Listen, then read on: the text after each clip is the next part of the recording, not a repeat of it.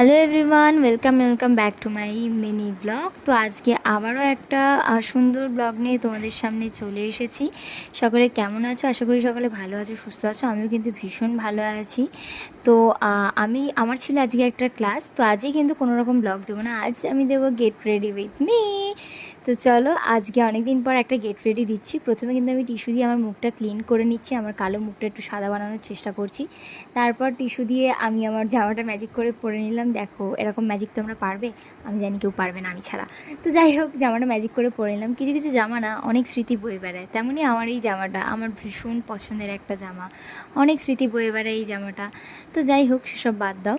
আর তারপর আমি আমার ম্যাজিক বক্স নিয়ে নিলাম। ম্যাজিক বক্সে আর যা যা আছে তাই দিয়ে মেকআপ করবো হালকা ফুলকার ওপরে। তো পেয়ে গেলাম প্রথমেই একটা ফেস পাউডার। কিসের ফেস পাউডার সেটা আমি বলবো না, কারণ আমি প্রমোট করতে চাই না। তো যাই হোক, প্রথমে হালকার উপর হালকা করে একটু ফেস পাউডার লাগিয়ে নিচ্ছি পুরো মুখে, ফেসটা একটুখানি সাদা সাদা লাগার জন্য। তারপর আমি একটু কাজল পরে নিলাম। কাজল না পরলে চোখটা ফ্যাকাসে লাগে, তাই ভাবলাম চুড়িদার যখন পরছি সুন্দর করে একটু কাজল পরে নিই। তারপর লিপসটা একটু ড্র করে নিলাম। তারপর একটা সুন্দর লিপ শেড নিয়ে আমার লিপে লাগিয়ে নিলাম। কেমন লাগছে অবশ্যই জানিও।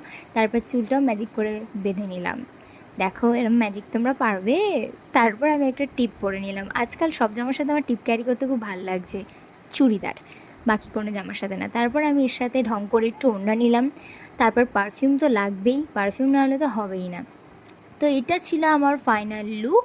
আমাকে কেমন লাগছে আমাকে অবশ্যই জানিও। অবশ্যই জানি। আর আমার ভিডিওগুলো তোমাদের দেখতে কেমন লাগছে আমাকে কিন্তু অবশ্যই জানি। আর প্রত্যেক দিনের মতো কিন্তু আমি আজকেও লেট। তো চলো, দেরি না করে আমি ক্লাসে বেরিয়ে যাই। তো টাটা গাইস, দেখা হচ্ছে নেক্সট কোনো সুন্দর ভিডিওতে।